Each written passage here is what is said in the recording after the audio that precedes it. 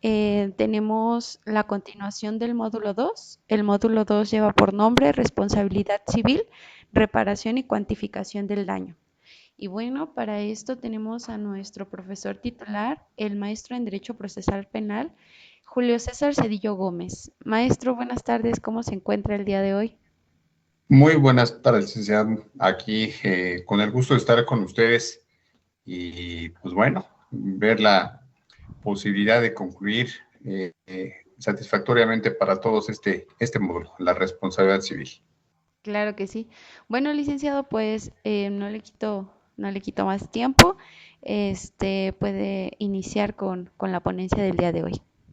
Muchas gracias, licenciada. Muchas gracias. Muy buenas tardes a todos. Eh, Vamos a hacer un poquito de remembranza, un resumen muy breve. Lo que estuvimos platicando la sesión anterior, que fue precisamente la responsabilidad civil.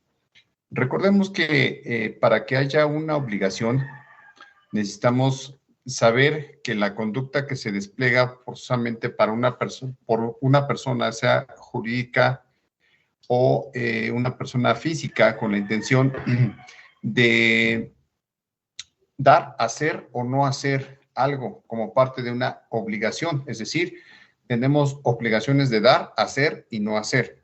Bien, para el caso en concreto, entonces, lo que platicábamos, nuestra obligación es de hacer cuando se causa algún daño. Es decir, al momento en que se causa algún daño, sea por negligencia, por dolo, por mala fe, incluso, la consecuencia es una obligación de dar.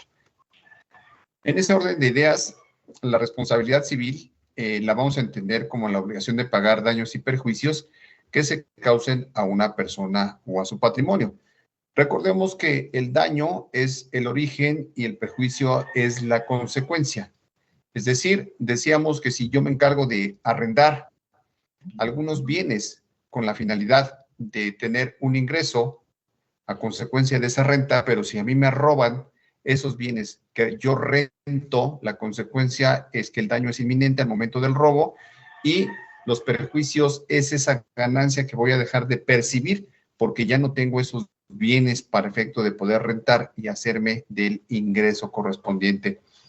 En ese sentido, entonces,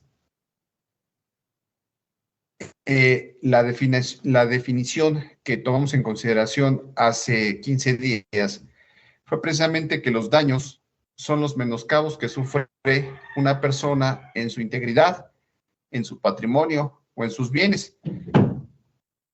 Decíamos que en tanto los segundos son las ganancias lícitas que se dejan de percibir o de obtener y gastos que se ocasionan con motivo de los daños. Y el fundamento, por supuesto, que lo encontramos en los artículos 2108 y 2109 de nuestro Código Civil Federal. Decíamos también que la responsabilidad civil puede o no puede derivar de un delito. Puede también de una relación laboral y de hechos lícitos o incluso no ilícitos. Por hechos ilícitos, decimos que son todos aquellos que emanan de la culpa, es decir, lo que nos permite identificar a la persona que debe pagar el daño. Acuérdense que comentábamos también que aquellos hechos que son por dolo es cuando tengo la intención, el querer saber el daño que se va a producir con motivo del desplegar una conducta. En cambio, la culpa, no tengo la intención de causar el daño, sin embargo, el resultado es el mismo. Causa el daño y como consecuencia debo de resarcirlo, debo de reparar ese daño de forma integral. Entonces, entiéndase por culpa, reitero, todos aquellos hechos que se ocasionan sin tener la intención de causarlos. Decíamos, por negligencia, decíamos que por imprudencia incluso, pero el objetivo es el mismo, se cumple con el mismo. Bien, decíamos que también la responsabilidad civil puede nacer de dos sucesos. Uno, por una cuestión contractual, es decir, un contrato. Y decíamos que era una sanción convenida por las partes para el caso de que alguna de ellas incumpla con sus obligaciones. Es decir, esta se puede pactar a través de una cláusula específica en ese acuerdo de voluntades, en ese contrato, en ese acto jurídico que celebran entre dos o más personas. La extracontractual decimos que es más amplia, es decir, no nace de un contrato. Esta obligación no nace de un contrato. Y decíamos que es más amplia porque incluye indemnizaciones derivadas de daños, de lesiones que el perjudicado tuviera el deber de soportar, es decir, sobre quien recaen esos daños o esas lesiones, y como consecuencia sucede muchas veces en los accidentes de tráfico. De esta manera, aunque no hay un contrato, la obligación nace, es decir, se tiene que pagar, que resarcir esos daños entre los participantes del evento y obviamente con las indemnizaciones que correspondan a la víctima de los daños y los perjuicios ocasionados. Si se percatan, nunca quise obligarme a pagar una cantidad, sin embargo, por este tipo de eventos que son extracontractuales, no hay un contrato, pues bueno, finalmente se da la obligación para efectos de pagar y resarcir los daños que en su momento se pudieran ocasionar. Bien, tenemos una responsabilidad objetiva. A esta responsabilidad objetiva se le llama riesgo creado. Y decíamos que esta nace cuando, con objeto de la imprudencia, no baste que se actúe dentro de un marco legal. Ejemplo, poníamos, yo me subo a mi vehículo a conducir, pero yo sé que no trae frenos. A consecuencia de esta imprudencia de mi parte, me quedo sin frenos y ocasiono daños, incluso lesiones a terceros. Yo estoy creando ese riesgo porque yo sé, entiendo y conozco que mi vehículo ya no estaba en condiciones para poder circular. Y decíamos que también la responsabilidad subjetiva también nace por culpa, negligencia o dolo, es decir, por actos ilícitos que pueden ser no penales.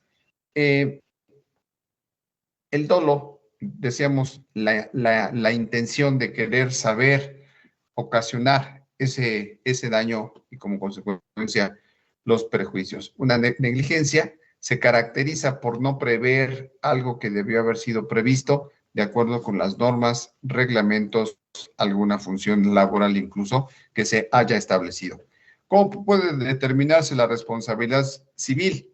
Deben de concurrir tres elementos: las personas, es decir, la relación personal, quien lo provoca, quien lo resiente, y obviamente el primero está obligado con el segundo para efectos de pagar una indemnización. Bien, número dos, que exista esa lesión o daño ocasionado, se haya pactado o no, es decir, a través de una relación contractual cuando es pactada y obviamente una extracontractual cuando no es pactada.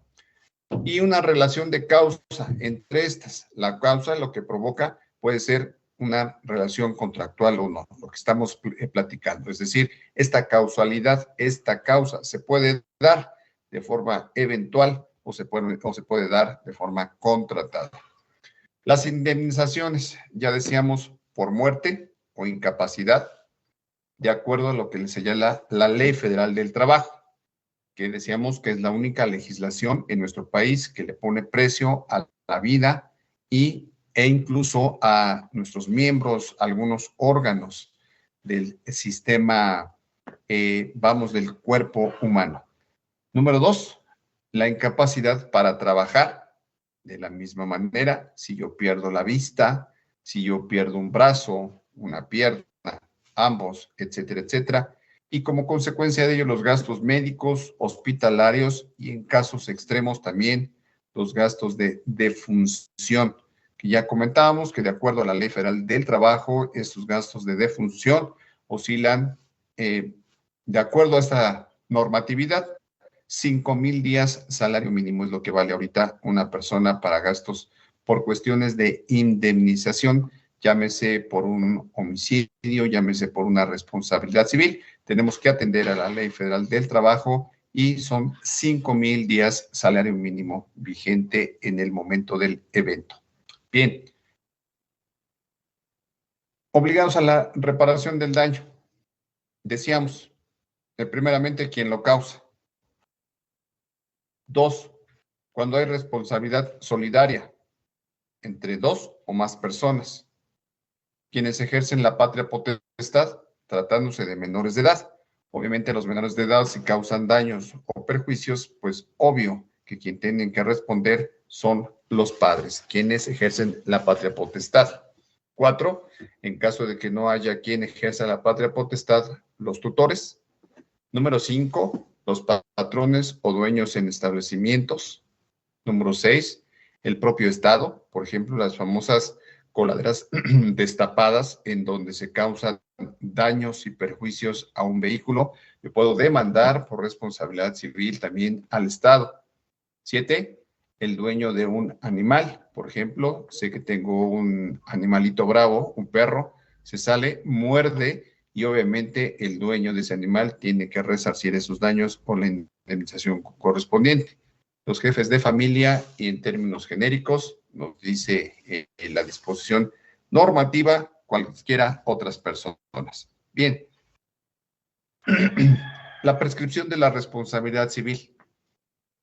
Decíamos que la acción para exigir la reparación de los daños causados prescriben 2 años contados a partir de que se hayan causado estos.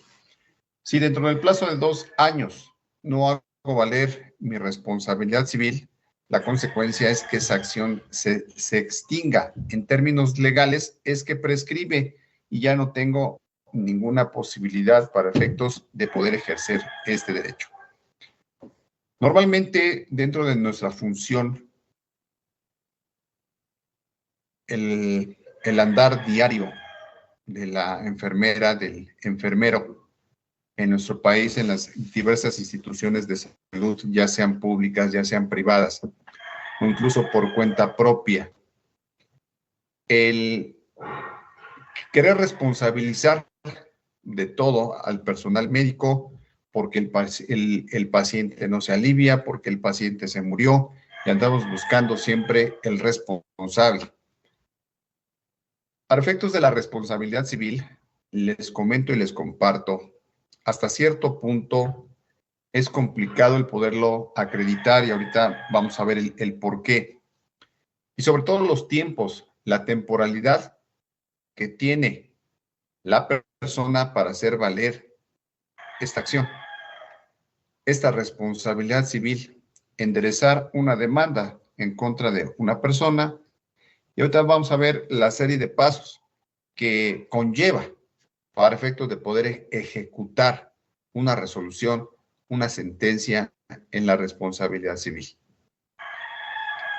De acuerdo a la Ley Federal del Trabajo, las cuantificaciones que se manejan por conceptos de indemnización, decíamos, si partimos de 5,000 días salario mínimo, que es lo que exige esta legislación en caso de defunción, pues estamos hablando de una cantidad considerable, arriba de los 800,000 pesos, más 20 días más por concepto de gastos funerarios. De cierta forma, el contemplar que la responsabilidad civil se tiene que cuantificar de conformidad con el tabulador de esta Ley Federal del Trabajo, que incluso puede manejar desde una falange, una falangina, una falangeta, el dedo completo, la mano completa, los 4 dedos, la muñeca, el antebrazo, una pierna, un pie, un ojo, los dos, el sistema auditivo, etcétera, etcétera. Esta cuantificación definitivamente es elevada. ¿Por qué lo comento? Porque mi función diaria puedo correr el riesgo y no precisamente por dolo, es decir, porque yo tenga la intención de lastimar a alguien, porque yo tenga la intención de causarle daño y como consecuencia perjuicios a un paciente. Pero definitivamente no estamos exentos de que por no tanto imprudencia, no tanto por una negligencia, un descuido, por el exceso de trabajo, porque tengo problemas en casa, porque, vamos, puede haber 1000 circunstancias que me pueden llevar y caer en una responsabilidad civil.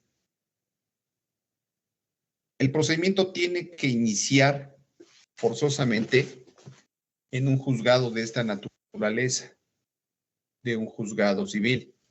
Puede darse, decíamos, a consecuencia de un delito y definitivamente también como consecuencia de un acto que no sea considerado como un delito. Ahorita lo vamos a explicar un poquito más a fondo, para efectos también de hacer un análisis respecto al procedimiento que se tendría que llevar para efecto de acreditar una responsabilidad civil y como consecuencia una sentencia.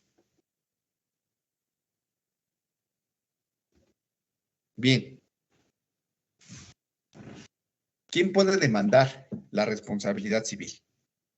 La víctima y el ofendido. Ahorita vemos por qué se denomina de una forma o de otra. Vamos, el procedimiento tendrá que ser, decíamos, por vía civil, a través de tribunales, de fuero común o fuero federal, según sea el caso. En México tenemos 3 órdenes de gobierno: el federal, estatal y municipal.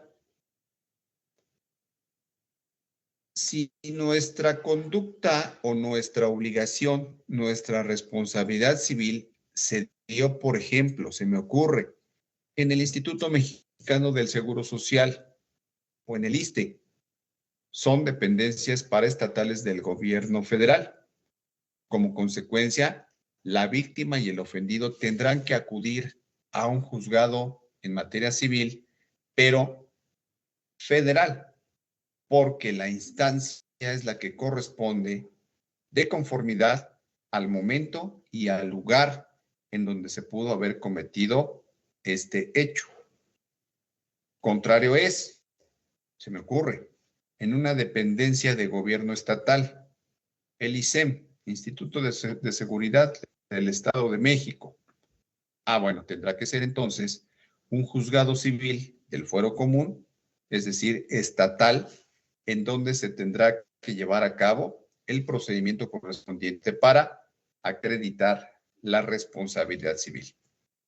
Hay 2 momentos que son muy importantes en ese sentido. Si el hecho viene de un delito, se tuvo que haber substanciado primero en materia penal. Se tuvieron que haber agotado todas las instancias, los recursos correspondientes para efectos de que de la materia penal se inicie un procedimiento de responsabilidad civil. Pero aquí el documento que a mí me va a servir para respaldar el inicio de este procedimiento civil van a ser las copias certificadas de mi sentencia penal. Dirán ustedes, si ya tengo una sentencia penal, ¿por qué tengo que iniciar una vía civil? Les explico. Cuando tengo mi sentencia penal, vamos a suponer, se condenó a la reparación del daño por X cantidad. Vamos a advertir que se trata de un homicidio culposo. Por X o Y circunstancia, el paciente falleció y a lo mejor fue por imprudencia mía. Para efectos de este tipo de delitos que son culposos, la pena máxima es de 10 años de prisión. En delitos culposos de hasta 10 años. Hasta. Bien. Pero para efectos de la reparación del daño, decíamos, oscila aproximadamente los 850,000 pesos. Más 20 días más por concepto de gastos funerarios. Es muy complicado decir que abajo del colchón o en la cuenta bancaria tengo 900,000 pesos para efecto de entregártelos. Casos más complicados, en donde se me ocurre un homicidio doloso, en donde hay una condena de hasta 70 años de prisión para efectos de una legislación del Estado de México. Hasta 70 años. Imagínense. Cuando son culposos, con la reparación del daño, tengo la posibilidad de obtener una libertad.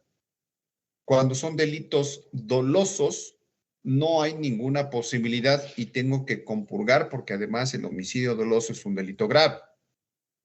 Tendría que compurgar hasta mis 70 años de prisión.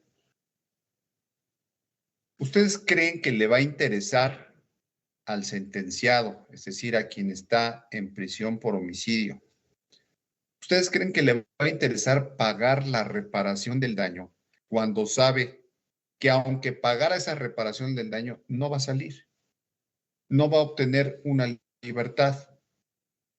Decíamos, contrario lo es cuando son delitos culposos, en donde yo sé que si garantizo la reparación del daño, puedo obtener una libertad, porque estoy haciendo pago de esa indemnización que de acuerdo a la Ley Federal del Trabajo señala. De esta manera, entonces, en el ejemplo del homicidio doloso, en donde decíamos que puede haber una pena hasta de 70 años de prisión, es obvio que al sentenciado no le interesa pagar esa reparación del daño, ni la va a pagar. Y dice, pues me voy a quedar aquí 50, 60, 70 años. ¿De qué me sirve? Ah, bueno, pero para efectos de esa responsabilidad que se creó con motivo de ese hecho ilícito, incluso un delito, las copias certificadas que decíamos de esa sentencia me van a ayudar para iniciar mi procedimiento civil de responsabilidad. Vamos a ver que hay muchos pros, muchos contras con ese procedimiento. Digo, de alguna otra forma, no es para efecto de alentar esta situación, pero decíamos que es complicado acreditar y muchas veces ejecutar una sentencia por responsabilidad civil. Y ahorita vamos a ver el por qué, de qué manera. Bien, entonces, recapitulando, ¿quién puede demandar? La víctima o el ofendido. Y decíamos por qué es víctima y por qué es ofendido. Pareciera que es lo mismo, pero no. Les explico. La víctima es sobre quien recae ese daño o ese perjuicio de manera inmediata y directa. El ofendido se le denomina así. Ejemplo, tratándose de un delito de homicidio o tratándose de una responsabilidad civil por homicidio. Es obvio que la víctima en un homicidio es el difunto. Como consecuencia y por lógica, el difunto ya no puede hacer valer esta responsabilidad civil. Tendrá que ser por conducto de los deudos. Es precisamente la calidad de ofendido que se le dan a estas personas. Puede ser la viuda, pueden ser los hijos, pueden ser los padres. Es decir, aquellos que tengan la capacidad, tanto legal como una capacidad, una legitimación para efectos de poder reclamar esta acción de responsabilidad civil. Independientemente de que sea víctima u ofendido, la capacidad que tiene que tener un sujeto, es decir, una capacidad de ejercicio. Recuerden ustedes que esta capacidad de ejercicio, la mayoría de edad nos da esta posibilidad. Esta capacidad de ejercicio me legitima para que de forma personal, ya sea en mi carácter de víctima, mi carácter de ofendido, pueda reclamar esta acción de responsabilidad civil. Ojo, esta capacidad de ejercicio tiene que ser libre. Esta capacidad de ejercicio tiene que ser completa en su totalidad. ¿A qué me refiero? Muchas veces la capacidad de ejercicio se ve limitada. Ejemplo, algún accidente de tránsito que trajo como consecuencia una disminución mental. Entonces, aunque yo sea víctima, voy a necesitar forzosamente ser representado por alguna persona. Si yo ya no estoy en condiciones mentales para poder reclamar el ejercicio de esta acción de responsabilidad civil, un juez de lo familiar tendrá que señalarme un tutor, designarme un tutor para que por su conducto y en mi representación pueda hacer valer esta acción de responsabilidad civil. En México, los estados de interdicción son procedimientos de carácter familiar que obligan a un juez de esta naturaleza a observar dictámenes periciales en materia de psiquiatría, por ejemplo, para declarar a una persona interdicta. Cuando un juez de lo familiar realiza esta acción, es porque está coartando la posibilidad de que la persona pueda representarse por sí, es decir, hacer una vida jurídica normal como cualquier persona. Al decretarse un estado de interdicción, forzosamente tenemos que ser representados por un tutor, y este tutor se designa ante un tribunal para estos fines. Es como si fuera mi apoderado, el tutor, porque yo ya no estoy en condiciones. Obviamente, a los menores de edad, lo representa a aquellos progenitores, los padres, quienes tengan a su cargo la patria potestad, y en caso o en ausencia de estos, pues entonces también tendrá que designárseles un tutor para efecto de que los represente en un procedimiento de esta naturaleza. Bien, un procedimiento de esta naturaleza, un procedimiento civil para hacer valer esta acción de responsabilidad. Y digo, lo compartíamos o lo manifiesto, porque es complicado, son procedimientos engorrosos. No es como un procedimiento penal en donde te agarro, te sujeto, te meto a la cárcel y la gente busca la posibilidad en todo momento de sacar a su familiar de prisión, de un centro de reinserción social. Para efectos del procedimiento civil, y vuelvo a reiterar, no es con la intención de alentarlos y decir no pasa nada. Claro que sí pasa, que son procedimientos más largos, que son procedimientos tediosos, sí lo son, pero de que traen una consecuencia jurídica y legal, por supuesto que sí los tiene. Bien, este procedimiento, decíamos, de esta naturaleza, va a iniciar con un procedimiento de demanda.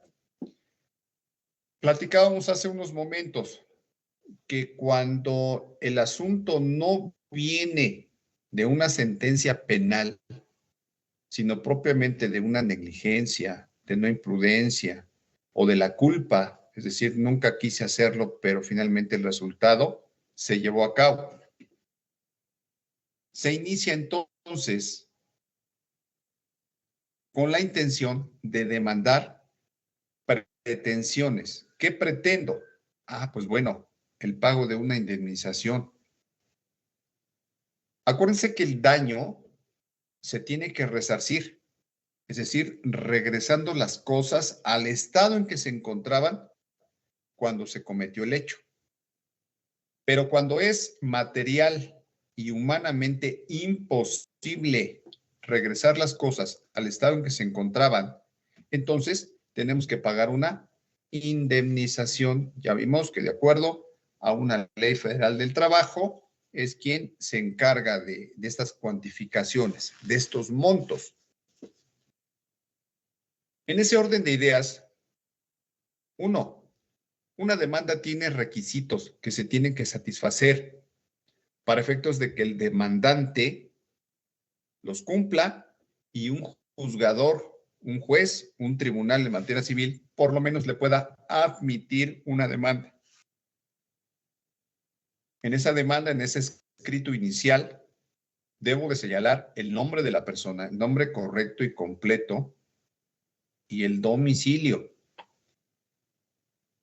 Recuerden que nuestros datos dentro de las instituciones públicas y privadas en donde estoy prestando mis servicios profesionales son secretos, están bajo resguardo. para efectos de la materia civil, no puedo de ninguna manera quebrantar esas disposiciones de confidencialidad y andar divulgando mis datos personales. Por lo tanto, es el primer punto, el primer bachecito que el demandante tiene que cubrir. ¿De dónde vas a sacar mi nombre completo? Pues a lo mejor es más fácil, ¿no? Yo tengo la obligación de andar portando un gafete dentro de mi función, pero mi domicilio, vamos. En la demanda se puede señalar un domicilio laboral, también cierto lo es, pero de preferencia primero se tiene que agotar un domicilio particular. ¿Por qué? Porque viene el segundo punto, que es el emplazamiento. Una vez que yo reuní todos los requisitos, tuve por satisfechos todos los requisitos de una demanda, reitero, saber qué autoridad va a ser la competente, tener el domicilio del demandado, su nombre completo, formularle pretensiones, es decir, qué le estoy reclamando, hacer una narrativa de hechos que deben ser concatenados y cronológicos, fundamentar una demanda. Aquí no es como la materia penal de que nada más voy a denunciar, ¿no?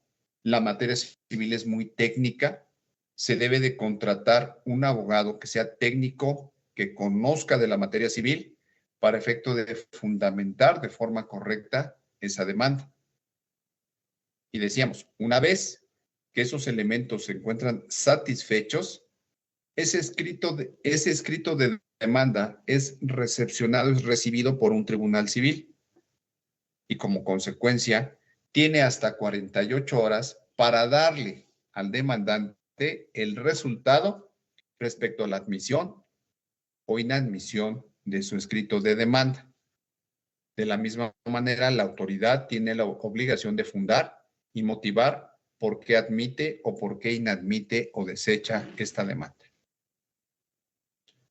Si la demanda fuere admitida, nos vamos al siguiente punto procesal, que es el emplazamiento. El emplazamiento no es otra cosa más que la notificación que se realiza al demandado y se le concede un plazo, por eso se llama emplazamiento. Se le concede un plazo para efectos de que dé contestación a una demanda. Pero si yo no sé a dónde vive el demandado, ¿cómo lo puedo localizar? Porque es más, se me ocurre, ya renunció a la fuente laboral y ya no lo puedo localizar. Yo ya tengo mi demanda lista, pero no tengo forma de localizarlo para proporcionarle un domicilio al juez en donde se le pueda emplazar y notificar. Bien, hay una forma, hay un mecanismo procedimental para estos casos en concreto. Si el demandado no se puede localizar, si no sé a dónde vive, si ya no trabaja en donde dijo trabajar, hay una figura jurídica que se llama notificación o emplazamiento por edictos. ¿Qué son los edictos? Son publicaciones que se deben de hacer en los periódicos de mayor circulación, en un diario oficial de la Federación o Gaceta de Gobierno y en el tribunal a donde se esté llevando el juicio, para efectos de que el demandado se pueda enterar a través de estos medios que tiene una demanda de responsabilidad civil en su contra. Pero el juez no tan fácil va a poder expedir estos edictos para que sean publicados, porque el juez también se tiene que respaldar y no sabe si el demandante le está diciendo la verdad, en el sentido de que no sepa, que desconozca a dónde pueda residir el demandado. Luego entonces, para que el juez se respalde en ese sentido y pueda autorizar los edictos, primero tiene que requerirle ciertos informes a algunas dependencias, por ejemplo, al INE, por ejemplo, al mismo IMSS, por ejemplo, a compañías telefónicas, para ver si dentro de su base de datos existe algún domicilio en donde se pueda ubicar al demandado.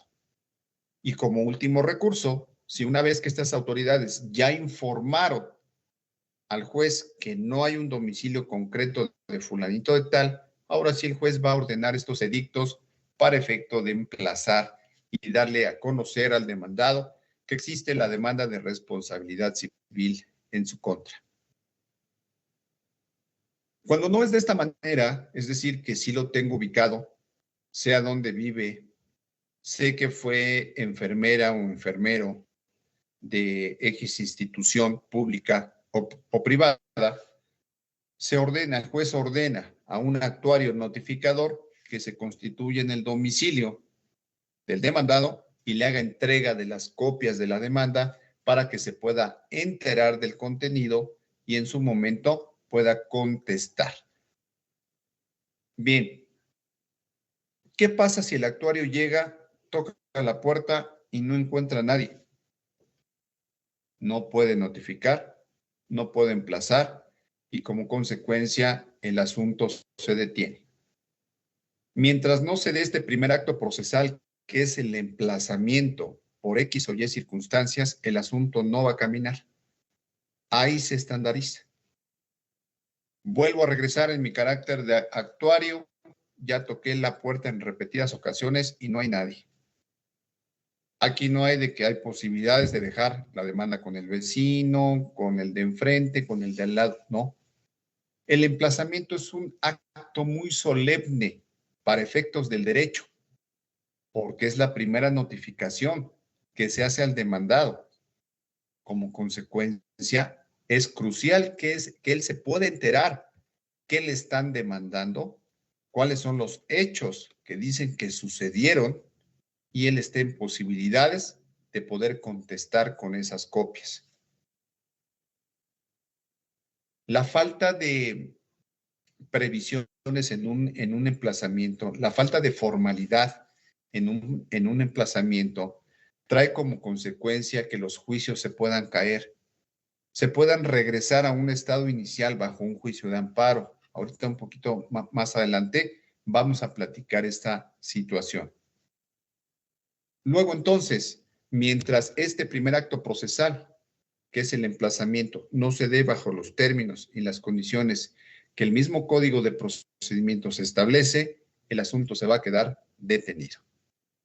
Porque decíamos, si además se hacen en contra de las formalidades esenciales de un procedimiento, estamos vulnerando derechos humanos en términos del artículo 14 y 16 de nuestra Constitución.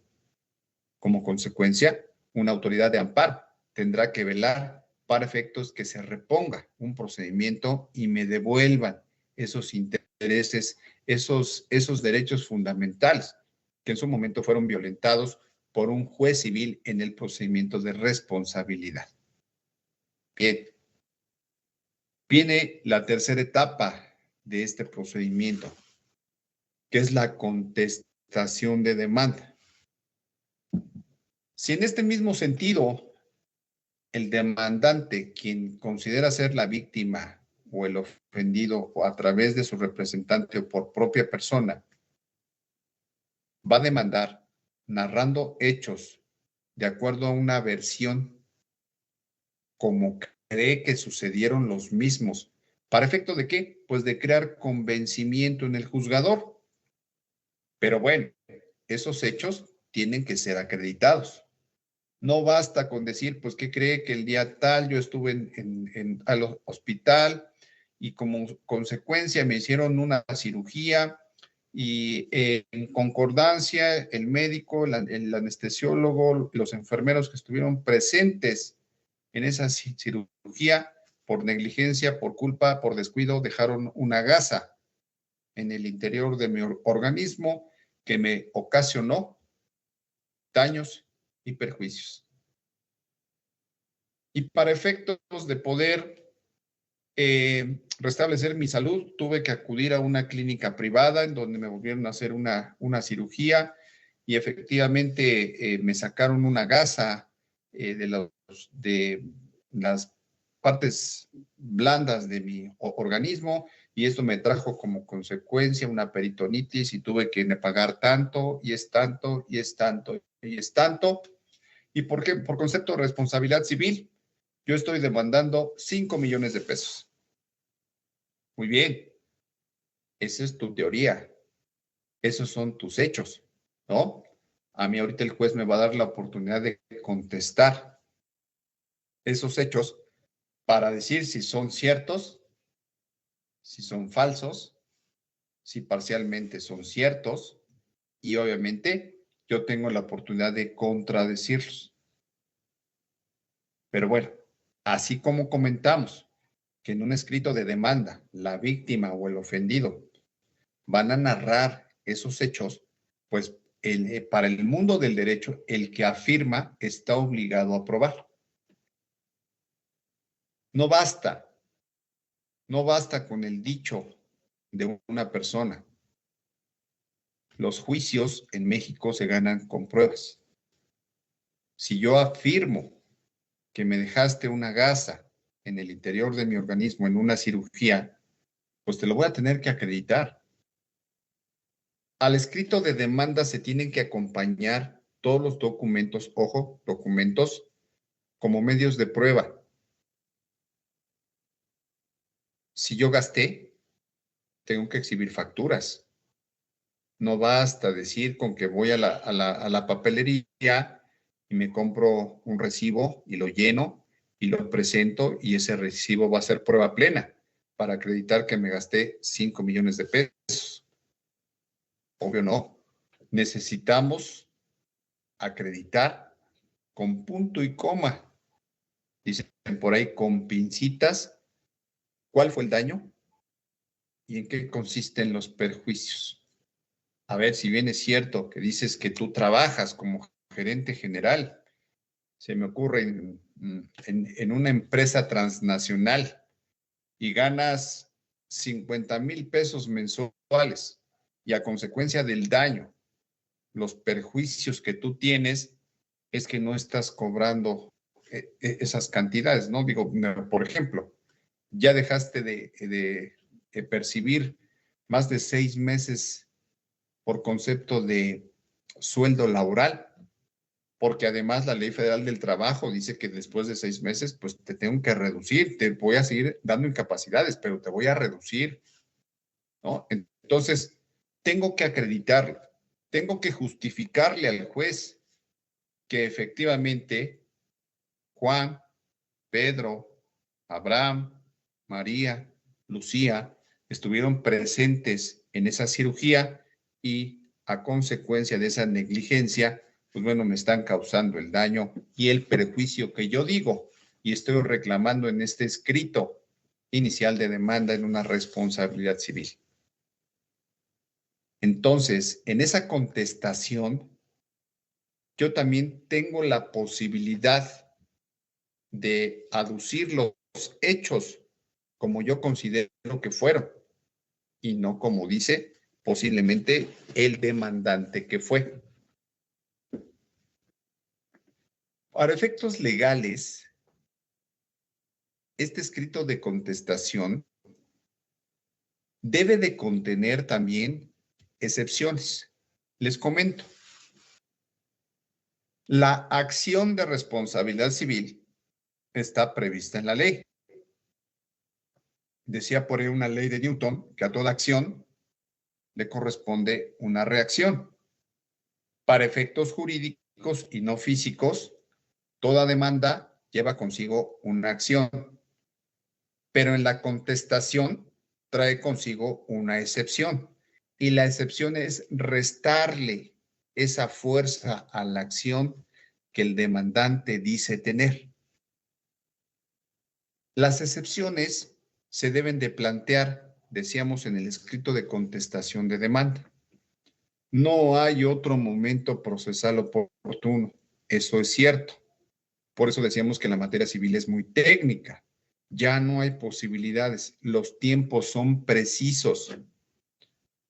Para la contestación de demanda puede variar de acuerdo a la entidad federativa, de acuerdo a un procedimiento federal o un procedimiento de fuero común puede ir desde 5 hasta 15 días, el tiempo que concede el juez para efectos de dar contestación a la demanda.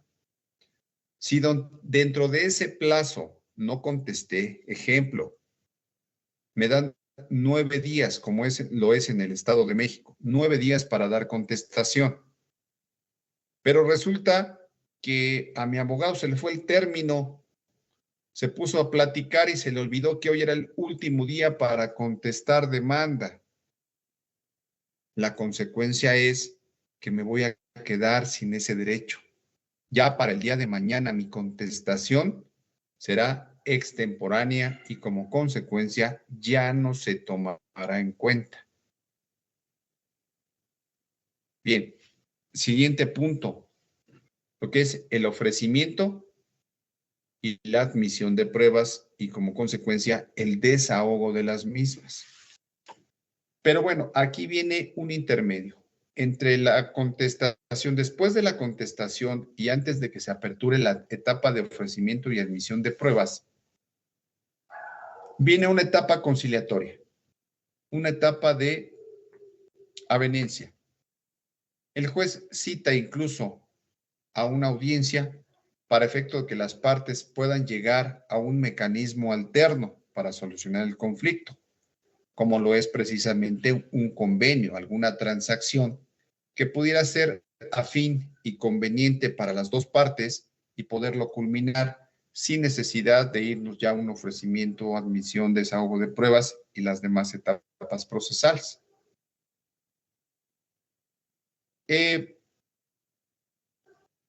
Estas conciliaciones muchas veces son buenas.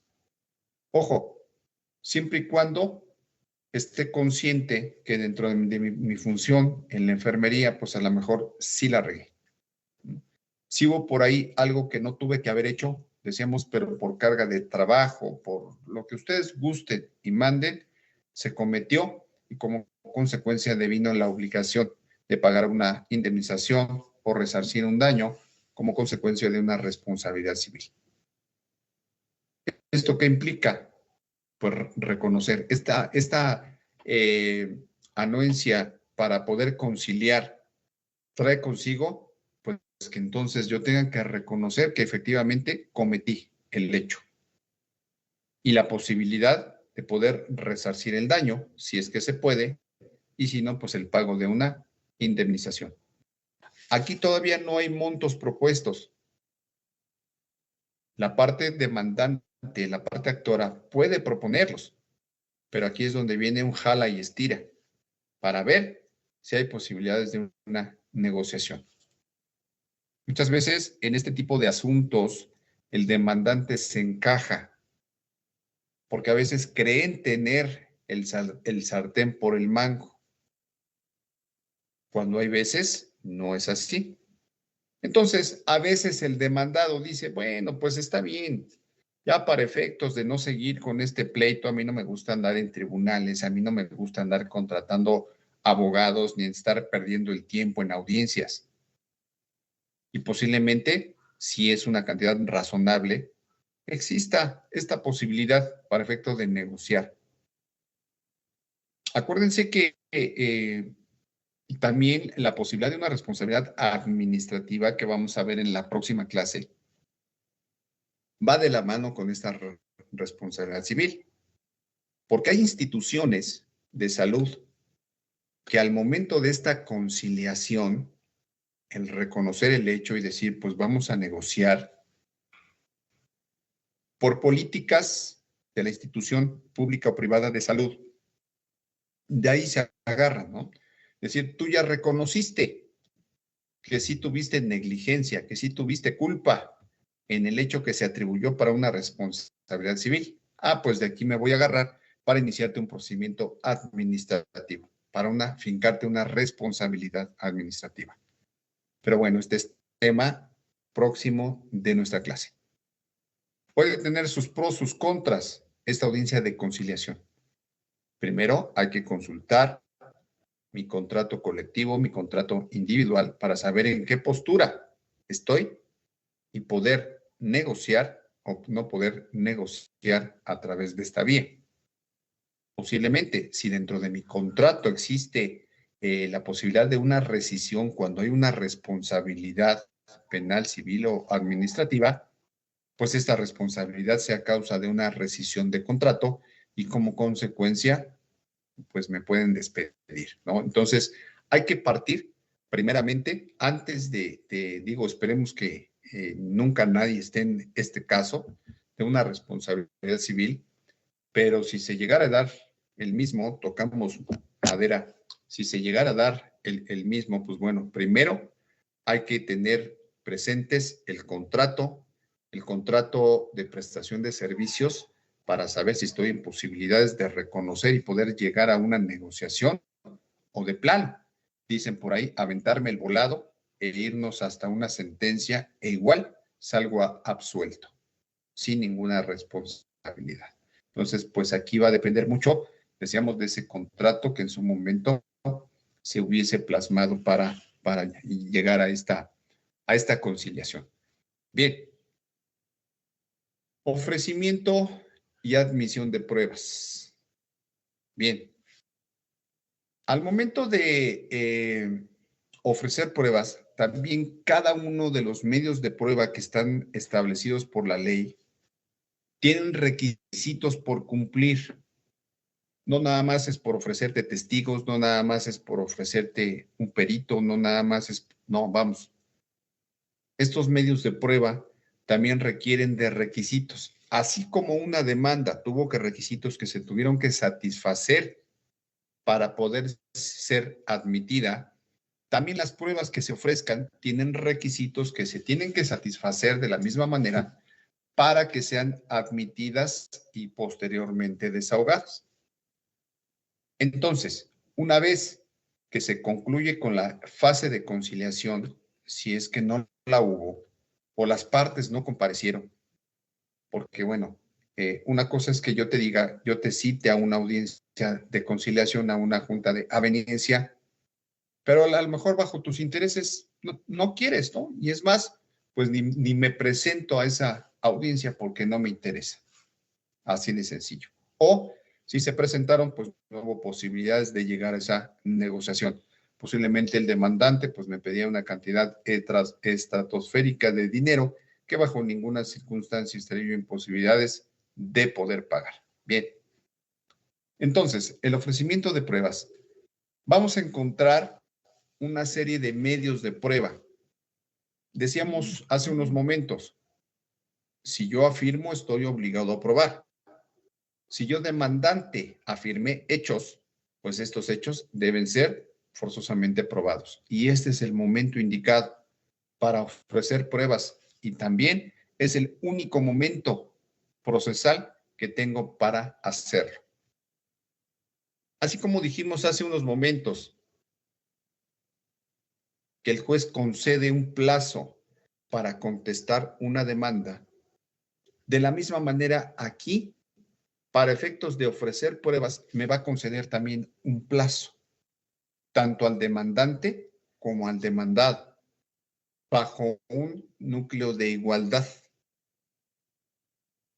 Seguramente ya algunos de ustedes han escuchado muchos spots en la televisión, en redes sociales, en el radio, que los jueces son administradores de justicia. Poder Judicial de la Federación administra justicia. Ah, bien, porque ya hay procedimientos establecidos. En este caso, es un Código Federal de Procedimientos Civiles.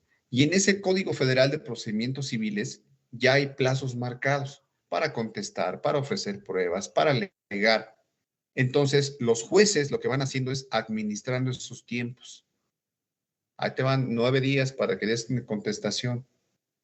Ahí te van 5 o 10 días para que ofrezcas pruebas. Obviamente bajo un régimen, decíamos, de igualdad, va a ser el mismo plazo para el demandante que para el demandado. Se deben de presentar por escrito. Estos procedimientos en la mayoría de los estados de la República Mexicana todavía son escritos. Ya hay por ahí algún estado o algunos estados que por excepción empiezan a manejar la oralidad. Pero para efectos del Estado de México, Ciudad de México, Hidalgo, Tlaxcala, Puebla, todavía son procedimientos escritos. Bajo ese orden de ideas, entonces, el ofrecimiento de pruebas tendrá que ser por escrito. ¿Qué medios de prueba tengo o puedo considerar? Bien, confesiones, testigos, peritos, inspecciones, documentos públicos, documentos privados, instrumentales, presuncionales y todos aquellos elementos aportados por la ciencia y la tecnología. Audios, videos, redes sociales, etcétera, etcétera. Todo lo que no esté prohibido está permitido para el derecho como medio de prueba, siempre y cuando no contravengan disposiciones legales, de moral y de buenas costumbres. Cada uno de estos medios de prueba que enuncié tienen requisitos, decíamos que se deben de satisfacer para que estas pruebas sean admitidas. A ver, si yo dije que el día fulanito de tal me hicieron una cirugía y estuvieron de presentes tantos médicos, tantos enfermeros, el anestesista, vamos, lo tengo que probar. Bien, ¿qué necesitaría? Pues posiblemente documentales. Requerir por conducto del juzgador al instituto o alguna institución privada que mediante informe haga del conocimiento en base a una bitácora de actividades y de acuerdo al número de quirófanos y de acuerdo al número de personas que intervienen en las cirugías, informe. A ver, el día fulanito de tal, a tales horas, con el paciente tal, con clave del IMSS tal, de Seguridad Social. Ah, bueno, entonces se tendrá que informar. Ya estoy acreditando mi primer hecho. Mi segundo hecho, me empecé a sentir mal. Ah, pues bueno, tengo testigos. Estos testigos, ya sea que me comprometa a presentarlos o le diga al juzgado que no los puedo presentar, ¿no? Porque a lo mejor son enfermeras que obviamente no estuvieron presentes en quirófano en la cirugía, pero se encargaron de mi atención inmediata a las 48, 72 horas que estuve hospitalizado. Bien, pues a lo mejor no hubo ninguna mejoría. Posiblemente la herida se empezó a infectar, posiblemente hubo fiebres, posiblemente hubo dolor, y vamos a encontrar también bitácoras de servicio, en donde se hacen las anotaciones correspondientes. Pero decíamos, para efecto de testigos, a ver, la señorita enfermera fuente de tal fue quien me atendió. El enfermero fulanito de tal, en el turno de la noche del día tal, fue quien me atendió. Entonces, independientemente de que también por conducto del juzgador mandemos requerir las bitácoras mediante informe, también puedo mandar traer a estas personas. Como consecuencia, todo aquel que tiene conocimiento del hecho está obligado a declarar. Y si yo le digo al juez que no puedo presentarlos, porque a lo mejor ni siquiera sé a dónde localizarlos, si no es mediante una fuente laboral, pues bueno, voy a ordenar que por conducto del juzgador se citen a estas personas a declarar. ¿Y qué pasa si no quieren? Pues bueno, el juzgador también tiene medios de apremio. ¿Qué son los medios de apremio? Apremio. Si estamos hablando de premiar, pues es dar, regalar, afectuar. Un medio de apremio es lo contrario, ir en contra del premio, es decir, la mano dura del juez, las herramientas que tiene, que son estos medios de apremio, para hacer cumplir sus determinaciones. Y si yo ya te mandé citar, señorita enfermera, enfermero, para que comparezcas a este procedimiento de responsabilidad civil y no quieres, pues ¿qué crees?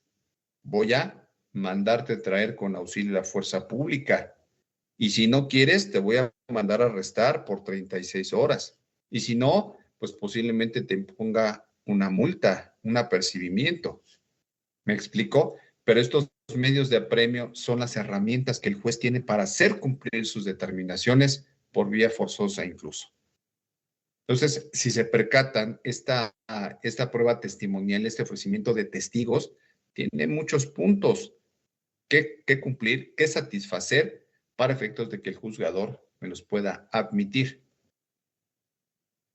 Dentro de los muchos requisitos que se requieren en esta prueba testimonial, yo debo de ofrecer por escrito también cuáles son las pruebas, cuáles son las preguntas que puedo formularle al testigo con la intención de que mi contraparte las pueda conocer y pueda formular repreguntas. Ejemplo, si yo ya dije que, pues efectivamente en la noche del día tal, yo empecé a tener dolor a X horas, ¿no?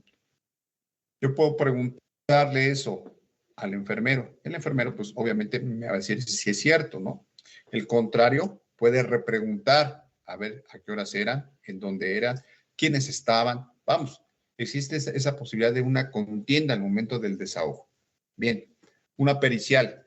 Obviamente para este caso, este ejemplo que estamos manejando, este ejemplo en concreto, pues es obvio que vamos a necesitar una pericial en materia de medicina, obviamente. A ver, dime si es cierto. Posiblemente se tomaron radiografías antes de realizar una segunda cirugía para extraer esa gasa. Ah, pues bueno, son elementos aportados por la ciencia y la tecnología. Pero vamos, el juez no es perito para decir, no, pues si en esta radiografía se advierte que efectivamente hay una gasa en el interior de la víctima.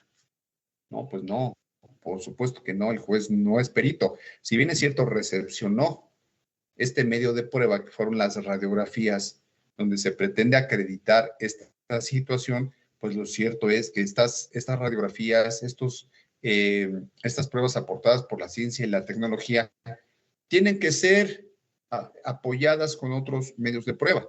En este caso, el experto pues va a ser un médico, posiblemente sea un internista. Pues yo tengo que ofrecer una pericial para efecto de mandar traer un perito y que el perito analice, posiblemente hubo estudios, otro tipo de estudios, posiblemente estas radiografías, se me ocurre posiblemente un ultrasonido que se haya exhibido en una memoria USB o en un disco. Pues bueno, quien lo tiene que interpretar no es el juez, porque obviamente el juez no es médico, el juez no es perito en ese aspecto. Luego entonces el encargado tendrá que ser un médico para efecto de que ante el juez rinda un dictamen pericial y obviamente advierta si efectivamente fue culpa, fue negligencia o incluso pudo haber sido hasta dolo por parte del personal que intervino en esa cirugía. Bien, la pericial no es una prueba única, en este caso por parte del demandante, para acreditar que efectivamente a tales horas del día tal yo fui intervenido y me dejaron una gasa adentro. En este caso, el demandado tiene la posibilidad de ofrecer también su perito. Estamos en un estado de derecho de igualdad. Entonces, si a ti te di posibilidades de ofertar un perito, pues tú también tienes el derecho de ofertar el tuyo. ¿Y qué pasa cuando estos peritajes son contrarios? Es decir, el del demandante dijo que sí se dejó la gasa y fue por negligencia.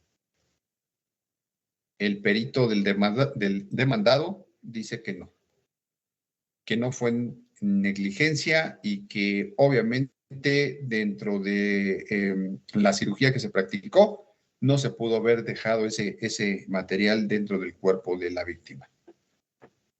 ¿Qué sucede? Hay un choque, hay una discordia entre el resultado de un perito y el resultado del otro.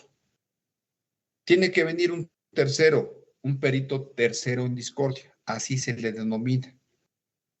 Pero bueno, este perito tercero en discordia ya no lo nombra ni el demandante ni el demandado. Es un perito que debe ser imparcial y generalmente lo nombra el juez a través del departamento de peritos correspondiente. Este perito se supone que nadie sabe cómo se llama. Este perito va a tener la intervención correspondiente, se va a empapar del asunto y también el juzgador le va a otorgar un plazo para que exhiba su dictamen. Y como en el fútbol, dicen por ahí en los penaltis, este perito tercero en discordia es el que va a dar el desempate. Va a decir cuál de los dos peritos tuvo la razón.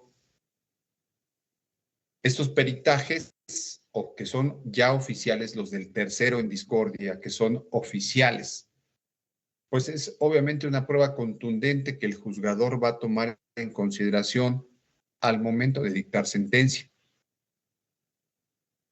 Es complicado saber quién es el perito tercero en discordia. Con esto, afortunadamente, se ha logrado evitar mucha corrupción, porque anteriormente el perito tercero en discordia, pese a que es un perito institucional y que debe ser imparcial, pues era muy fácil, pues fácil de corromper, ¿no? Porque sabíamos a dónde localizarlo, cómo se llama, etcétera, etcétera. Hoy en día ya no. Esos datos personales del perito ya no aparecen. Únicamente se hace la designación a través de una clave por parte de las instituciones del Poder Judicial para efecto de nombrar a los peritos, y estos ya únicamente comparecen hasta en cierto sigilo a dictaminar lo conducente en los dictámenes periciales que corresponden. Bien. Para efecto de documentos, decíamos que los documentos tienen que presentarse desde un escrito inicial, ese escrito de demanda. Si yo no presento documentos en ese escrito, pues bueno, ¿en qué estoy fundando mis hechos? De la misma manera, en la contestación. En la contestación se deben de exhibir todos los documentos que sean suficientes para efecto, decíamos, probar también lo conducente en la contestación e ir restándole esa fuerza a la acción que tenga el demandado, en este caso, de la responsabilidad civil. Las documentales públicas son las única o es la única prueba en México a la que el juzgador debe darle un valor probatorio pleno. Les pongo un ejemplo un poquito burdo, tonto. Las actas de nacimiento. Por ejemplo, las actas de nacimiento las expide una autoridad, que es el oficial del registro civil. Y el oficial del registro civil tiene fe pública en el ejercicio de su función. Por lo tanto, esa documental que expide, que es el acta de nacimiento, es una documental pública, que al ser expedida por este tipo de autoridades, decíamos, hace prueba plena. Ya no necesito presentar testigos o otra prueba para acreditar el nacimiento de una persona. Sería un tanto ilógico, porque de la misma documental pública que fue expedida por este servidor público con fe pública del ejercicio de sus funciones, es suficiente para que se tenga por acreditado el nacimiento, la defunción, el matrimonio de una persona. De ahí entonces que todas las documentales públicas, no nada más las que haya expedido un oficial de registro civil, ni un notario, ni un corredor, todas las documentales públicas que sean expedidas por servidores con fe en el ejercicio de sus funciones van a ser prueba plena. Ya no hay necesidad de ofertar algún otro medio de prueba en ese sentido. En el ejemplo que estamos manejando, las bitácoras, los informes, algunos revestirán el carácter de públicos, algunos el carácter de privados. Las documentales privadas obviamente no hacen prueba plena por sí solas. Tienen que ir entrelazadas con los demás medios de prueba, con los testigos, con los peritos, con las confesiones, con los elementos aportados por la ciencia y la tecnología.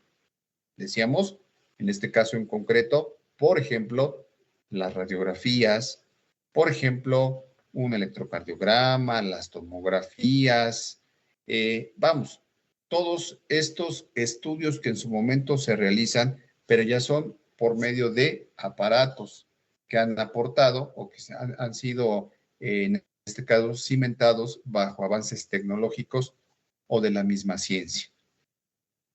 Bien, tenemos por último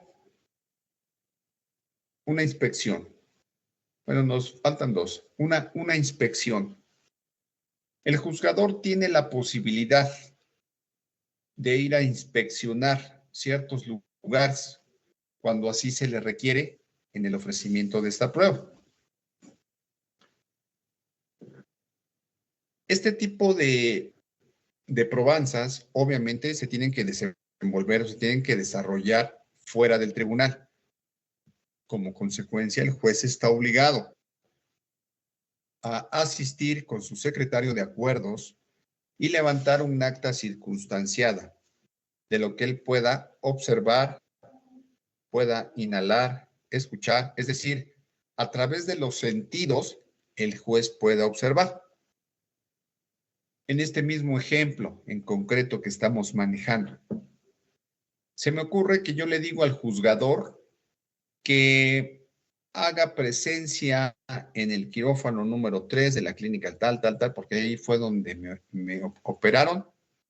Y se puede advertir también que hubo en ese momento un cortocircuito que tuvo como consecuencia que se fuera la luz y por eso me dejaron la gasa dentro.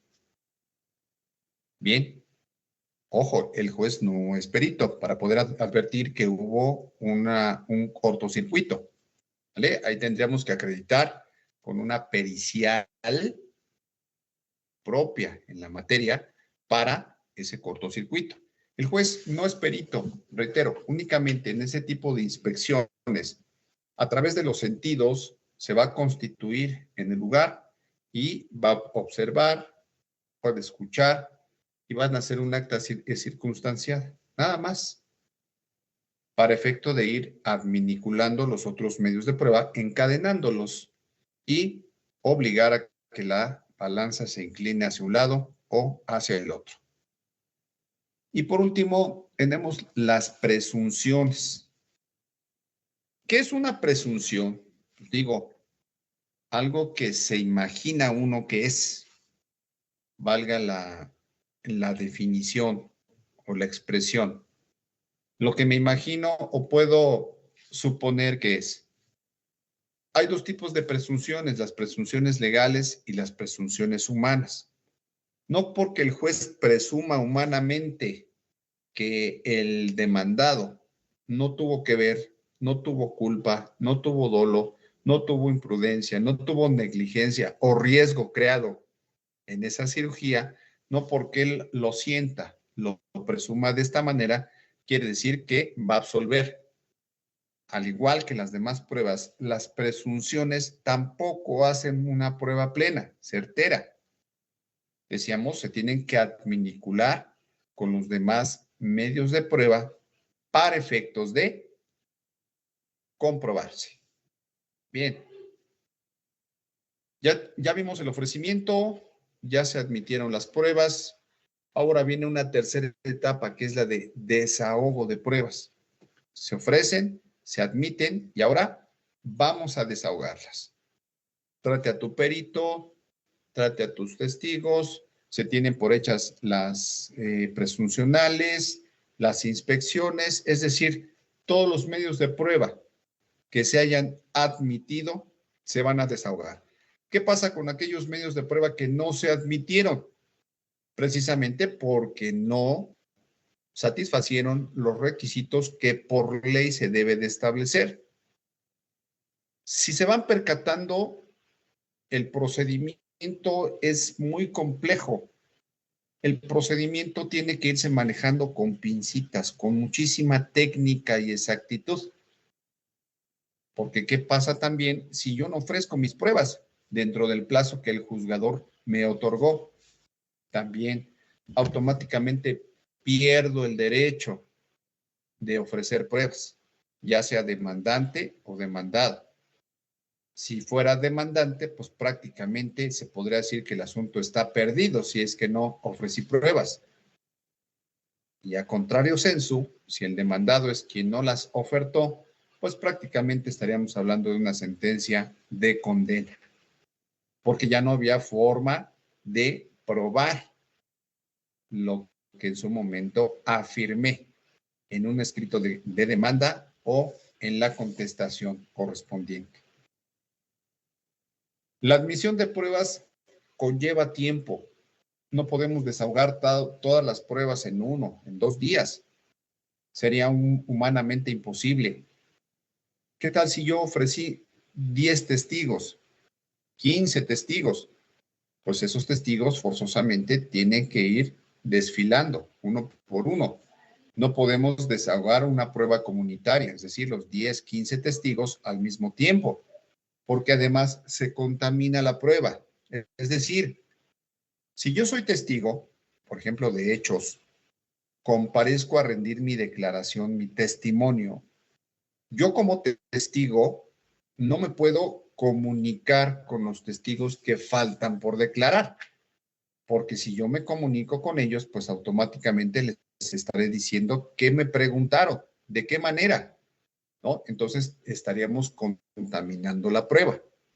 Luego entonces, si fueron 15 testigos, el juzgado tendrá la obligación de velar para que entre estos no haya comunicación una vez que hubiesen declarado. Se tienen que ir separando en lugares distintos para efectos de que no escuchen, no haya comunicación y de esta manera poder desahogar una testimonial en términos de ley y no que el día de mañana provoque una reposición de un procedimiento también a través de un juicio de amparo. De esta manera, entonces, el desahogo de pruebas generalmente lleva un periodo de 15 días, de 15 hasta 20 días. Repito, atendiendo a la disposición procedimental de cada estado o incluso la disposición de carácter federal. Primero vamos a desahogar las pruebas del demandante y subsecuentemente las del demandado, hasta concluir, hasta terminar. Estas pruebas se tienen que ir incorporando de esta manera al procedimiento civil. Para efectos de los alegatos, que es nuestra siguiente etapa procesal. Una vez que ya se encuentran desahogados todos y cada uno de los medios de prueba que fueron ofrecidos y admitidos, viene la última posibilidad de crear convencimiento en el juzgador, ya sea el demandante o ya sea el demandado, que es a través de los alegatos. ¿Qué es un alegato? Decimos por ahí, es una palabra coloquial, ya no estés alegando, ya no estés discutiendo. Bien, los argumentos, estos alegatos son argumentos lógicos y jurídicos que cada una de las partes por conducto de sus abogados realiza. Es decir, el alegato es la última posibilidad que tengo para poder generar, para poder crear convencimiento en el juzgador. Pero además, un alegato tiene que ir resumiendo las pruebas que fueron desahogadas y decirle al juez que con esas pruebas, pues he ido acreditando mis hechos o la contestación de los hechos correspondientes, por las excepciones que en su momento hubiese planteado como parte demandada. De esta forma, los dos tienen la posibilidad de ir alegando, formular estos alegatos. Ojo, decíamos todavía todo esto es por escrito. Se tienen que formular estos alegatos. Y también, curiosamente, hay un plazo que es de 3 hasta 5 días, también dependiendo de la disposición normativa de cada estado.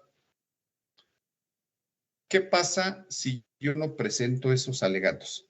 Y de la misma manera, mi abogado estaba platicando y se le olvidó que hoy era el último día para efectos de alegar, de presentar alegatos. De la misma forma, se declara por precluido ese derecho. Ya no habrá ninguna otra posibilidad.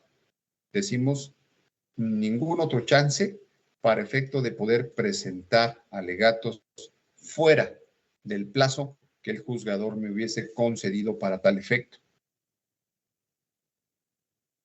Una de las disyuntivas en los procedimientos de carácter civil, y no es la excepción, nuestra responsabilidad civil, que forzosamente se debe de contratar un abogado, ya sea demandado o ya sea demandante.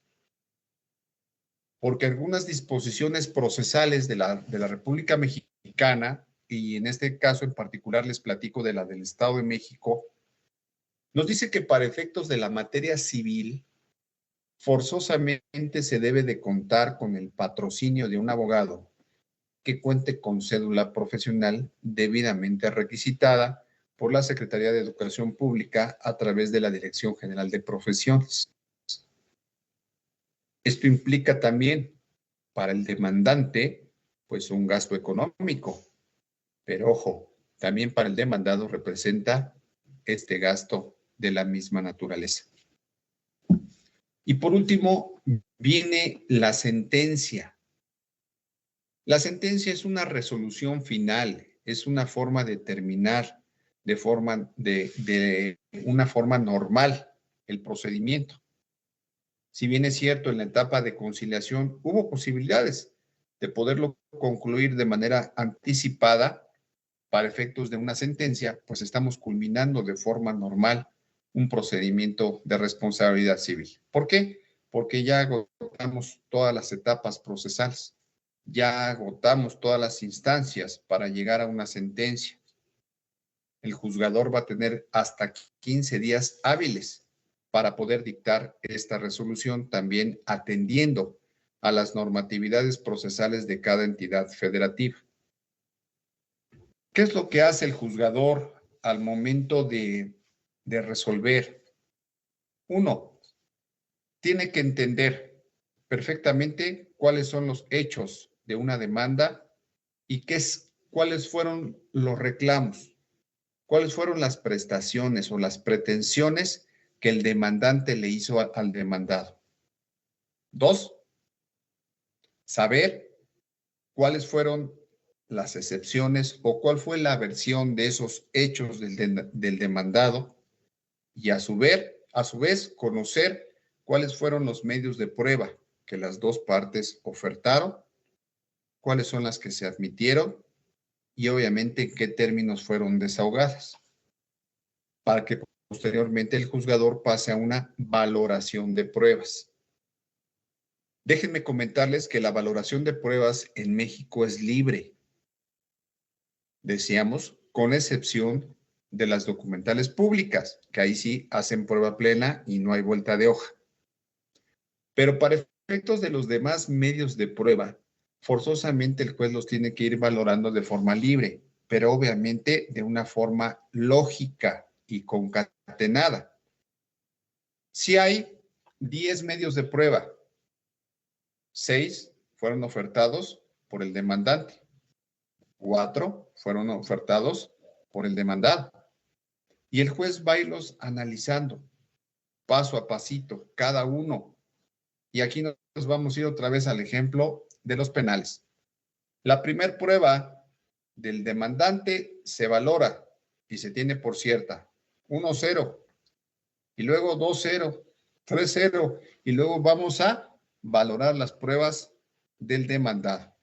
Y de esta forma el juez de forma lógica las va a ir encadenando, las va a ir concatenando para efecto de determinar si la balanza se inclina hacia una sentencia de condena o si se inclina para efectos de una sentencia de absolución.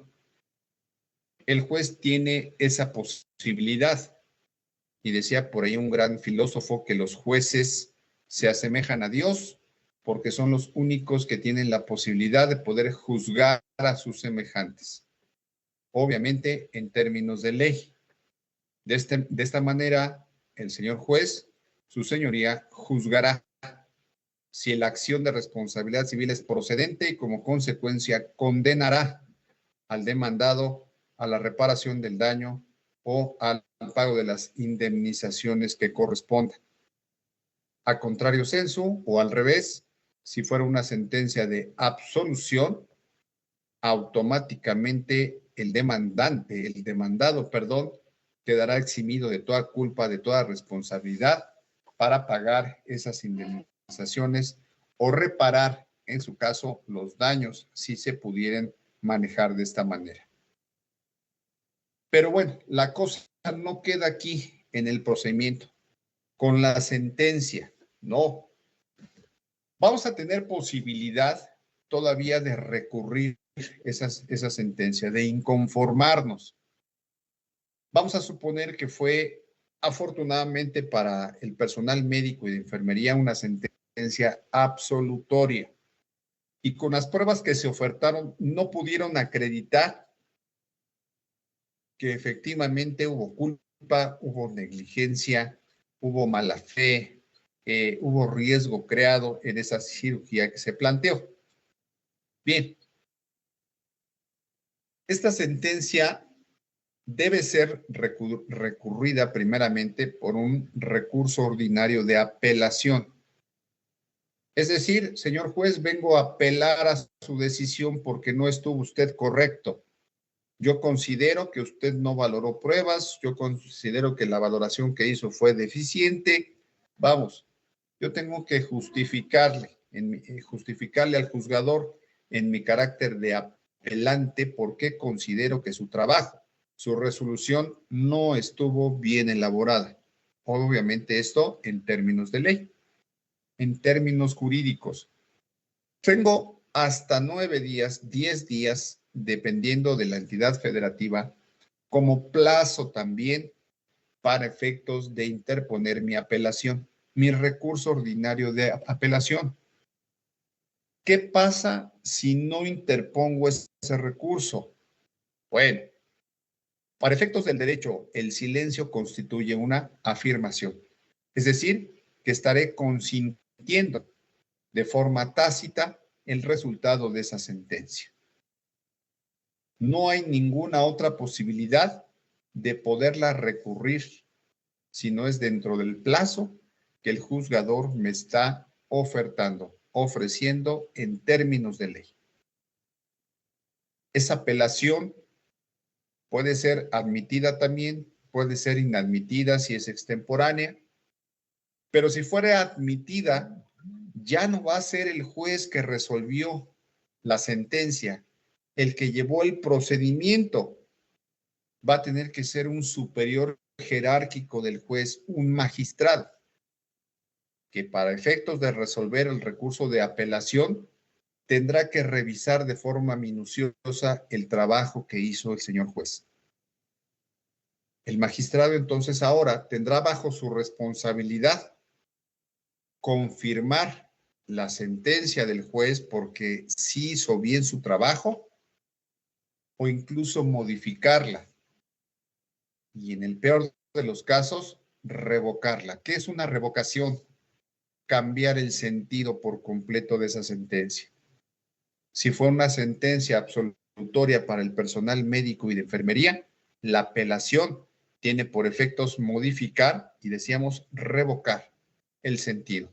Si fue absolutoria y el señor magistrado que está resolviendo en la apelación considera que tuvo que haber sido condenatoria, va a cambiar por completo el sentido de esa resolución.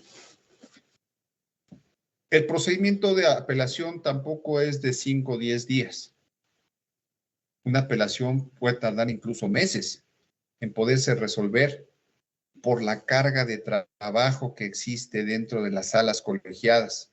Es decir, los magistrados que conforman esas salas, que son los superiores del juez, se van a encargar de realizar el trámite y la sustanciación del recurso de apelación, reitero, para advertir si el juzgador estuvo en lo cierto o si el juzgador hizo las cosas mal y como consecuencia el magistrado las va a enmendar también conforme a derecho. Pero la cosa no queda ahí. Déjenme decirles que por disposición de carácter constitucional y como parte de derechos humanos, las instancias en México, en todos los procedimientos, solamente pueden ser 3. Entonces, en nuestro procedimiento de responsabilidad civil, al momento en que el juez dictó sentencia, estoy agotando una primera instancia. En la apelación, cuando el magistrado resuelve y revisa el trabajo del juez y dicta también una resolución en la apelación, estoy agotando una segunda instancia. Me queda una tercera y última instancia, que es el sacramental juicio de amparo. Todavía tengo esa posibilidad. Si el señor magistrado, en esa segunda instancia, determinó que la sentencia no tuvo que haber sido de absolución, sino de condena, ahora entonces el personal médico y de enfermería se van a encargar de gestionar, de promover, de demandar el juicio de amparo como tercera y última instancia para efectos de que la responsabilidad civil se pueda o no se pueda dar, se pueda gestar o no se pueda gestar. El juicio de amparo ya no lo va a conocer ni el señor juez que dictó sentencia, ni el señor magistrado que resolvió la apelación. Ya lo va a tener que conocer forzosamente una autoridad federal, que puede ser desde un tribunal colegiado de circuito en materia federal o incluso hasta la Suprema Corte de Justicia de la Nación, según sea el caso. Imagínense hasta dónde llegó ya mi procedimiento de responsabilidad civil. Posiblemente hasta nuestro máximo tribunal de administración de justicia, que es la Suprema Corte de Justicia de la Nación, en donde ya no un juez, donde ya no un magistrado, donde quizá un ministro con el conocimiento más amplio y vasto en la materia va a tener que resolver, revisando el trabajo del magistrado en apelación y revisando el trabajo del juez durante el procedimiento de responsabilidad civil, para efectos de otorgar un amparo en 2 sentidos. Puede ser un amparo liso y llano, y efectivamente, si el personal médico y de enfermería fue quien hubiera promovido este juicio de amparo, concedérselos y decir efectivamente el señor magistrado estuvo mal y estuvo bien el señor juez en concederles una sentencia absolutoria.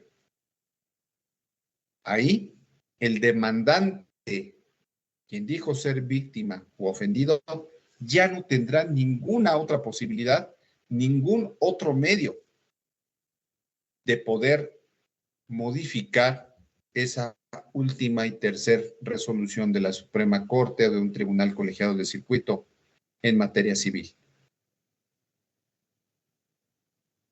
Segunda posibilidad del amparo. Un amparo para efectos de reponer procedimientos.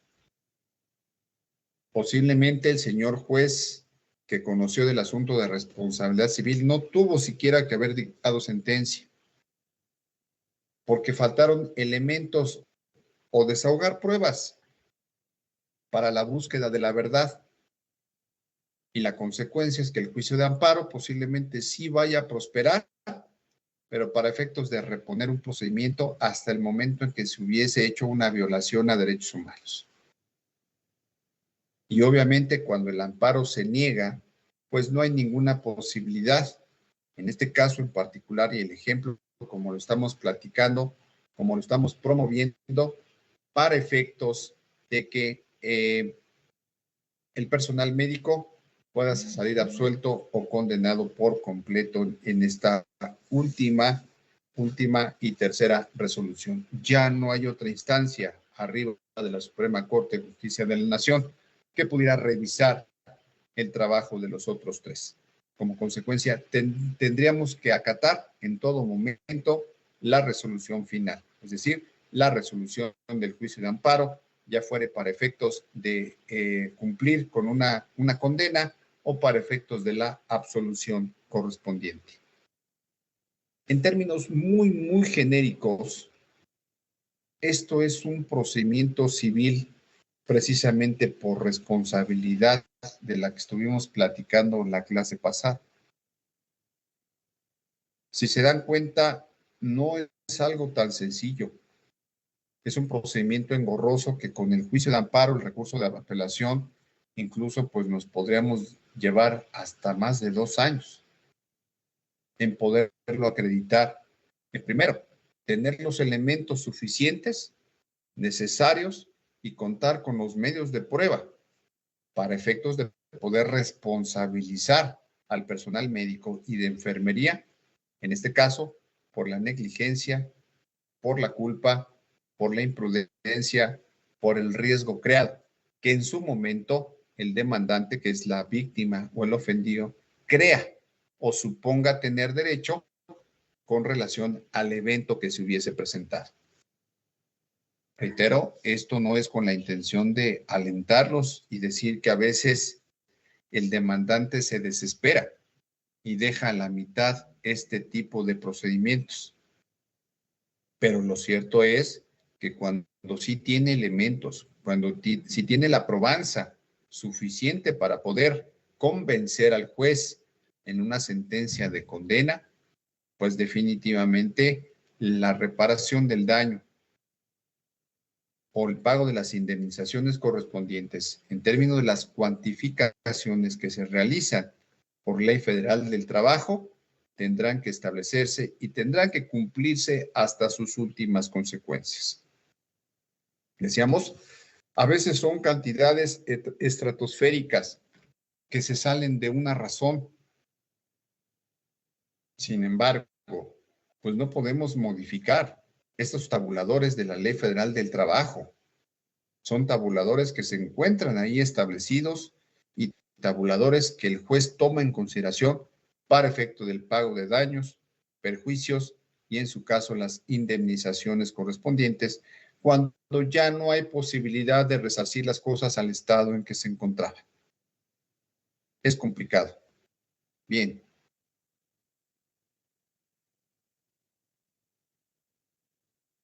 Ya tengo mi sentencia. ¿Vale? Fue una sentencia de condena.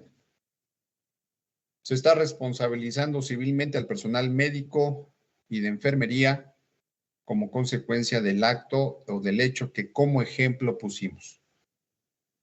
Bien, en ese sentido, cuando una sentencia ya no puede ser modificada, decíamos, en el caso en particular, el ejemplo que pusimos, porque se agotaron las 3 instancias, que fue mi juicio, mi recurso de apelación y 3, mi juicio de amparo. Ya no hubo ninguna posibilidad.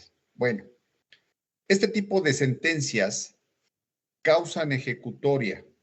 ¿Qué es una ejecutoria? Bien, es darle firmeza jurídica a la sentencia, a la resolución.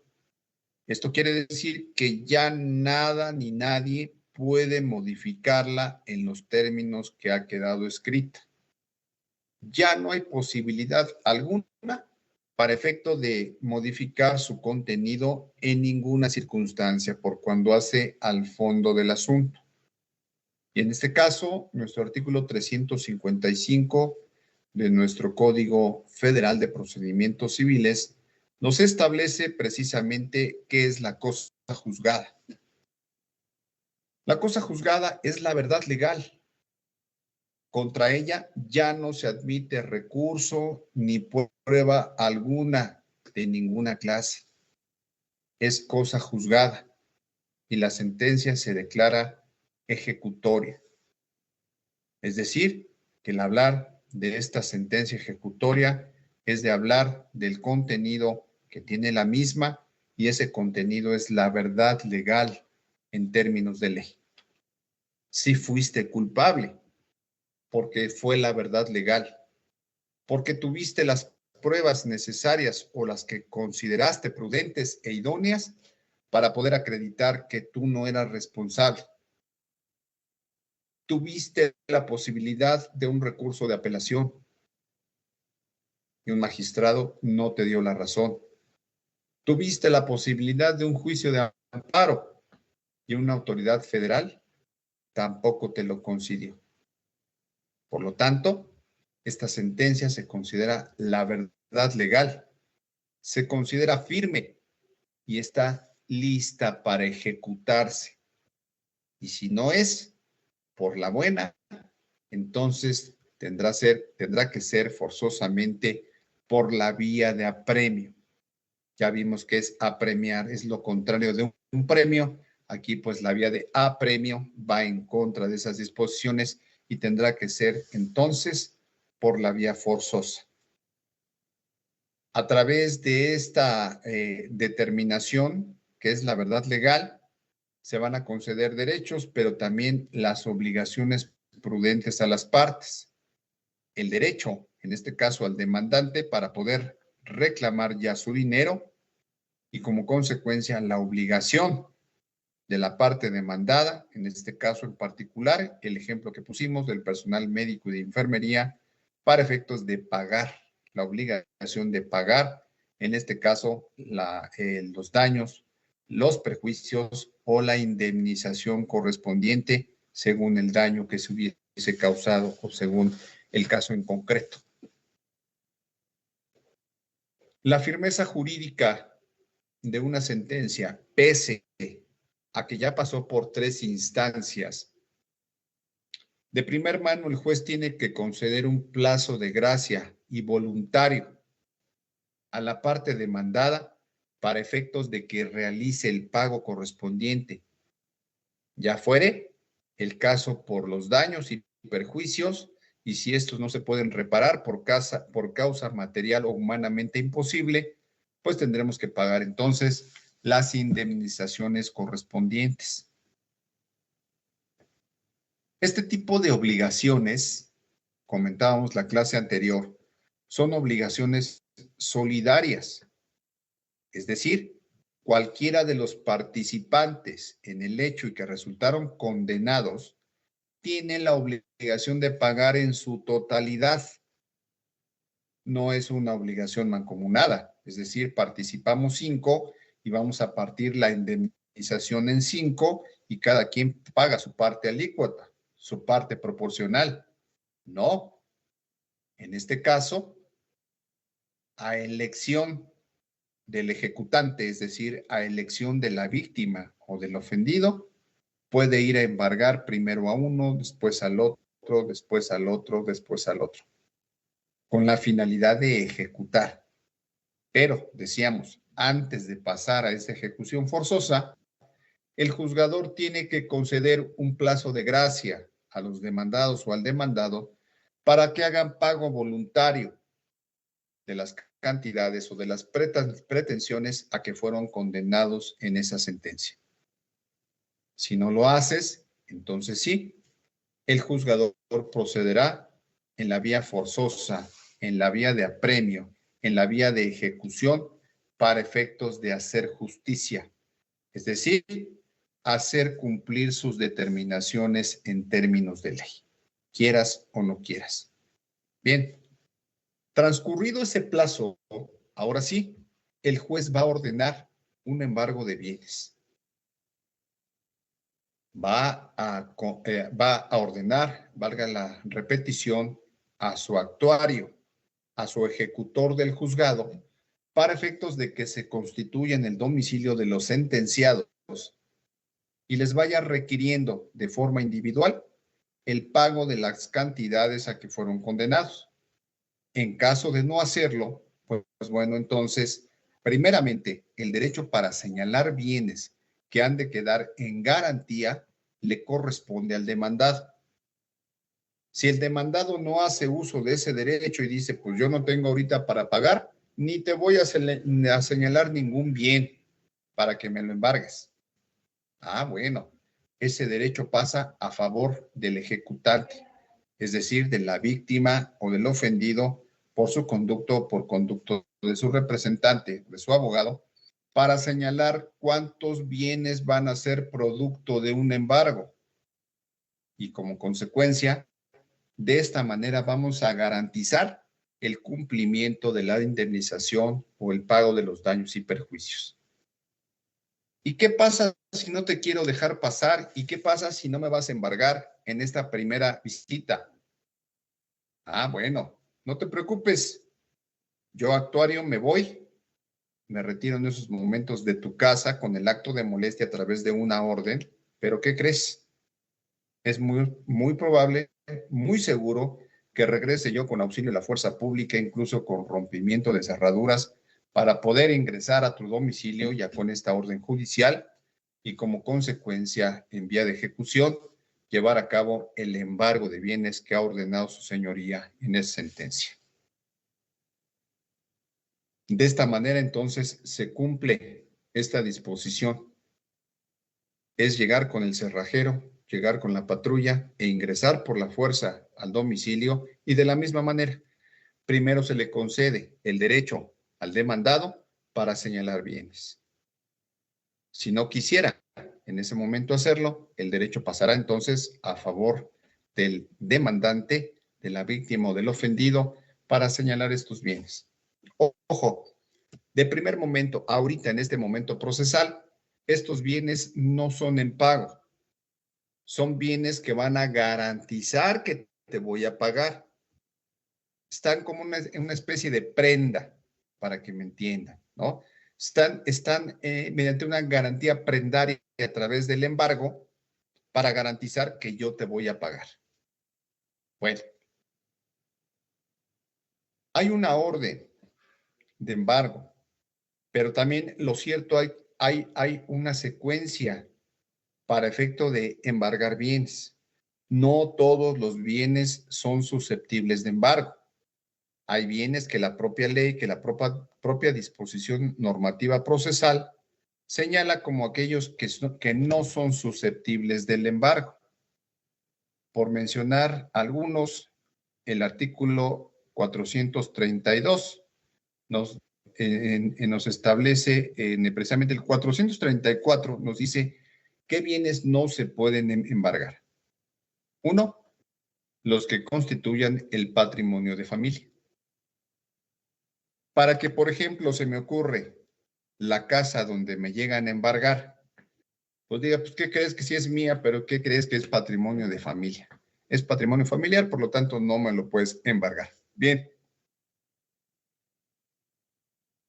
Este derecho de familia, por decir, se debe de inscribir forzosamente en el registro público de la propiedad.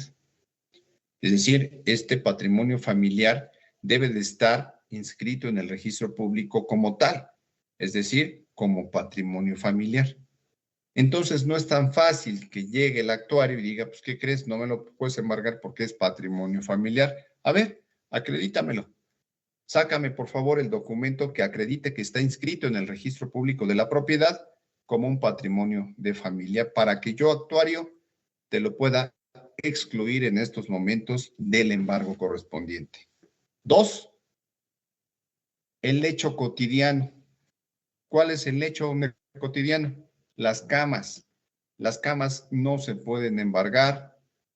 Los vestidos, los muebles de uso ordinario del deudor, de su cónyuge o de sus hijos, siempre y cuando, pues, estos no sean de lujo. Número 3, los instrumentos, aparatos útiles necesarios para el arte o el oficio a que esté dedicado el deudor. Un ejemplo burdo, si es un mecánico, pues obviamente no le puedo embargar la herramienta porque es un medio de subsistencia. Bien, siguiente. La maquinaria y los instrumentos y animales propios para el cultivo agrícola. De la misma manera, son herramientas de trabajo. Estos animalitos de uso agrícola son parte de una función diaria de las personas para efecto de subsistir alimentariamente hablando. Número 5, los libros, aparatos, instrumentos útiles de las personas que se dediquen al estudio o ciertas profesiones. ¿Vale? Al señor médico no le puedo llegar a embargar la enciclopedia, porque es propia también del desempeño de su función. Las armas y los caballos del ejército tampoco, obviamente son parte del Estado. El derecho de usufructo, los sueldos de los funcionarios públicos tampoco se pueden embargar. Los ejidos de los pueblos en parcela individual tampoco. Y los demás bienes exceptuados por la ley, por ejemplo, algunos bienes de uso cotidiano, la estufa, el refrigerador, decíamos, siempre y cuando no sean bienes de lujo. Como es una obligación mancomunada, solidaria, decíamos hace unos momentos, la posibilidad para efectos de que se pueda embargar a todos los que fueron condenados y que pudieran participar en ese hecho que dio como consecuencia la responsabilidad civil, y para el caso en concreto que estamos manejando, nuestra famosa cirugía. La consecuencia es que el actuario puede constituirse en el domicilio primeramente de uno, embargar bienes, posiblemente no son suficientes para poder garantizar, puede ir al segundo, al tercero, al cuarto, al quinto y generar un embargo colectivo a las 5 personas. Finalmente, estamos hablando de un embargo precautorio. Decíamos, estos bienes embargados de primer mano no son para pagar, son para garantizar, para respaldar el cumplimiento de tu obligación por responsabilidad civil. Bien. El tiempo, bueno, antes de ello, una vez que se encuentran embargados los bienes, se llevan a un depósito.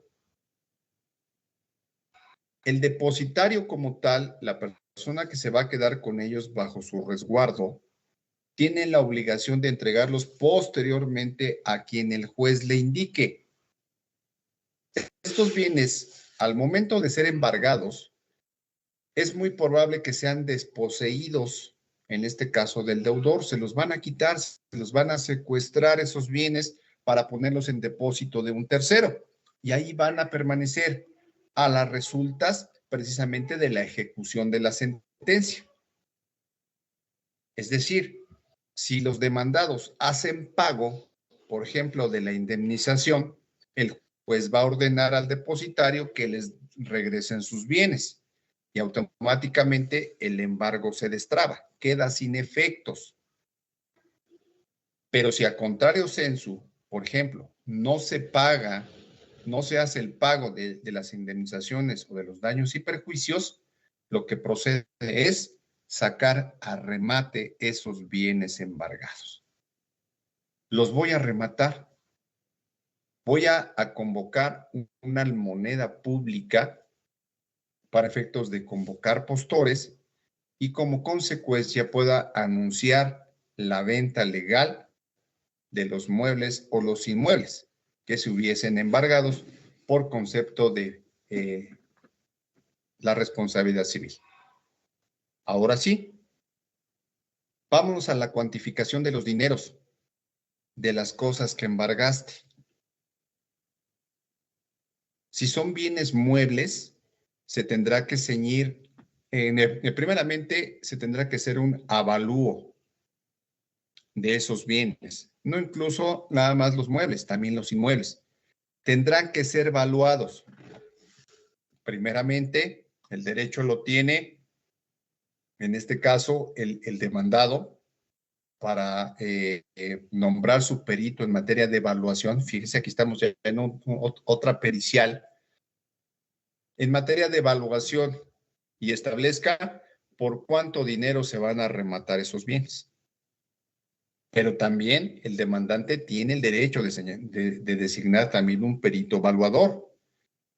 Y al igual que en el ejemplo pasado, si los peritos no son acordes, por el contrario, son discordantes, tendrá nuevamente que venir un perito tercero en discordia, designado por la propia institución, por el Poder Judicial, para efecto que desempate, para efecto que determine el valor real e intrínseco de las cosas.